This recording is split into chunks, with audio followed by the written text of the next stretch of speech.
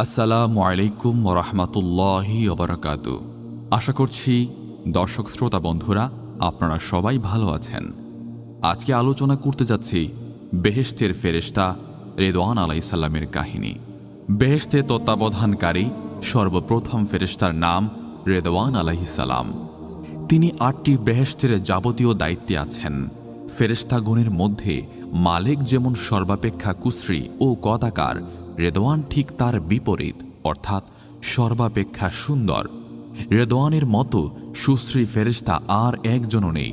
সপ্তম আকাশে তার বিরাট সিংহাসন অবস্থিত। তার চতুর্দিক হতে সর্বদা উজ্জ্বল জ্যোতি বিকিরণ হচ্ছে। রেদওয়ান ফেরেশতা তার ডানে ও বামে অসংখ্য সাহায্যকারী ফেরেশতা তার আদেশ পালনের জন্য দাঁড়িয়ে আছে। ৮টি বেহেশতের সর্বপ্রকার শৃঙ্খলা বিধানের দায়িত্ব রেদওয়ান ফেরেশতার উপর ন্যস্ত।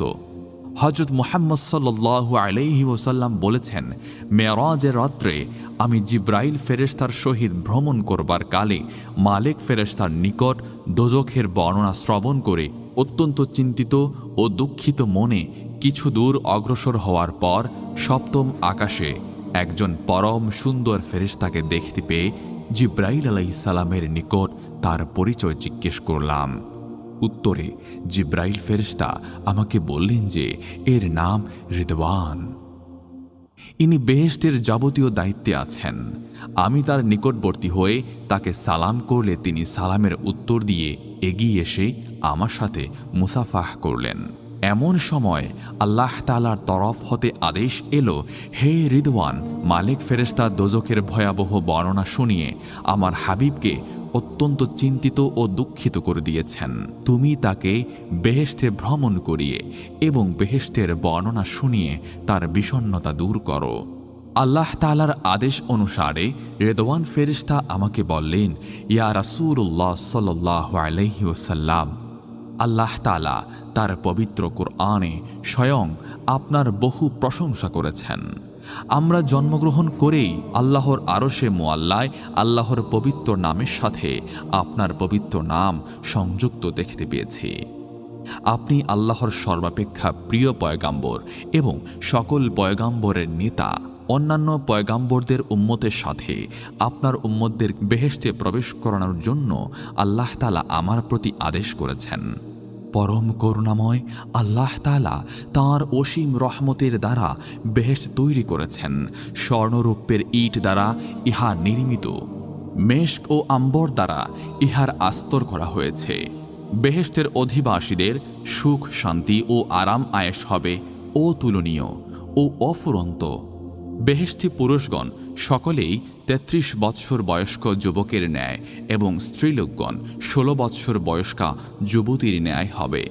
কোটি কোটি বৎসর অতীত হয়ে গেলেও তাদের শরীরের এই অবস্থার কোনো পরিবর্তন হবে না। আল্লাহ তাআলা তাঁদিগকে এত সৌন্দর্য দান করবেন যে তা বর্ণনা করার ক্ষমতা আমার নেই।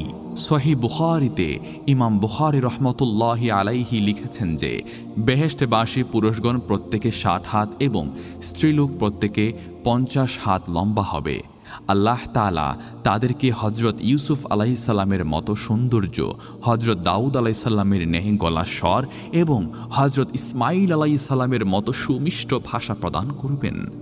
তারা সকলেই আরবি ভাষায় কথাবার্তা বলবে। রেদওয়ান আলাইহিসসালাম আরও বলেছেন, প্রত্যেকে বেহেশতবাসী আপন আপন স্ত্রী ছাড়াও প্রত্যেকে ৭০ জন করে হুর লাভ করবেন। সেসব হুরের সৌন্দর্য বর্ণনা করার মতো ভাষা আমার জানা নেই।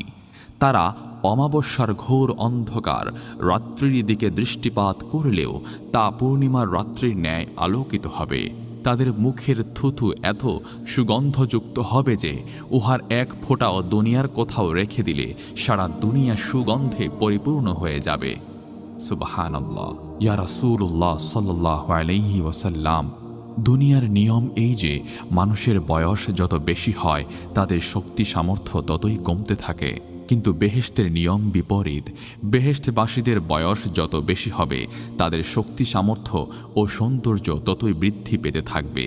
আল্লাহ তাআলা বেহেশতবাসীদিগকে ৭০ প্রকারের বিশেষ পোশাক পরাবেন। প্রত্যেক পোশাকের রং বিভিন্ন রকম হবে। বেহেশতীদের জন্য আল্লাহ তাআলা এমন সব নেয়ামত সৃষ্টি করে রেখেছেন যা কোনো চক্ষু দর্শন করেনি, যা কোনো কর্ণশ্রবণ করেনি, যা কোনো মানুষ তা কল্পনাও করতে পারেনি। বেহেশতে বাসীদের কোনো রূপ ভাবনা চিন্তা, অভাব অভিযোগ বা কোনো দুঃখ কষ্ট থাকবে না। তাদের পায়খানা প্রস্রাব করার প্রয়োজন হবে না। কোনো রোগ বা শোক তাদেরকে স্পর্শ করবে না। তাদের যৌবন কখনো বিনষ্ট হবে না। তাদের পোশাক পরিচ্ছদ ময়লা হবে না। তাদের শরীর হতে যে ঘাম নির্গত হবে তাতেই তাদের পায়খানা প্রস্রাবের প্রয়োজন মিটে যাবে। অথচ তাদের ঘামের কোনোরূপ দুর্গন্ধ থাকবে না, বরং উহা মেশক ও আম্বরের ন্যায় সুগন্ধিযুক্ত হবে।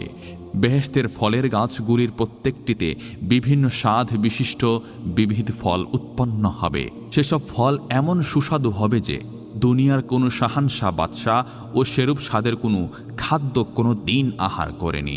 বেহেশতের ফলসমূহের খোসা বা আটি থাকবে না। সেগুলি কাহাকেও হাত দ্বারা উঠিয়ে আহার করার প্রয়োজন হবে না।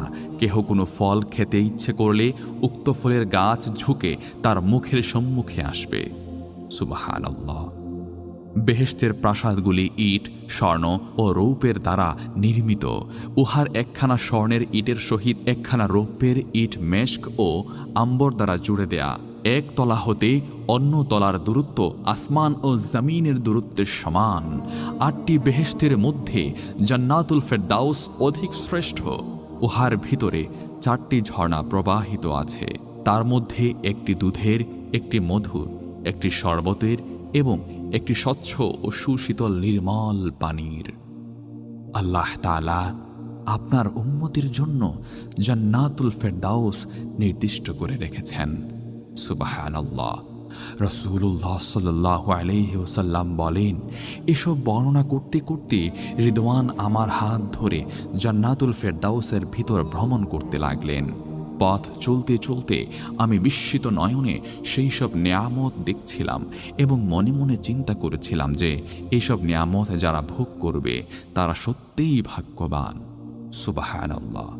এমন সময় আল্লাহ তাআলার তরফ হতে বাণী ভেসে এলো, হে আমার প্রিয় হাবিব, আপনার উম্মতের জন্যই আমি এসব নেয়ামত সৃষ্টি করেছি। আল্লাহ তাআলার এই বাণী শ্রবণ করে আমি সন্তুষ্ট হয়ে তৎক্ষণাৎ আল্লাহর উদ্দেশ্যে সিজদা করলাম। তৎপর রিদওয়ানের নিকট থেকে বিদায় নিয়ে সিদরাতুল মুনতাহার দিকে অগ্রসর হলাম। সুবহানাল্লাহ। আল্লাহ তাআলা আমাদের সবাইকে নেক আমল করার তৌফিক দান করুন, যেন আমরা মৃত্যুর পরে এমন একটি বেহেশত নসিব করেন আল্লাহ তাআলা আমাদের জন্যে। জান্নাতুল ফেরদাউস সকলের জন্যে আল্লাহ তাআলা যেন কবুল করে নেন। আমিন। তো বন্ধুরা, আজকের ভিডিওটি এই পর্যন্তই। ইনশাল্লাহ দেখা হচ্ছে আগামী কোনো ভিডিওতে। সে পর্যন্ত ভালোই থাকবেন, সুস্থ থাকবেন, চ্যানেলটি সাবস্ক্রাইব করে আমার পাশে থাকবেন। জাযাকাল্লাহ।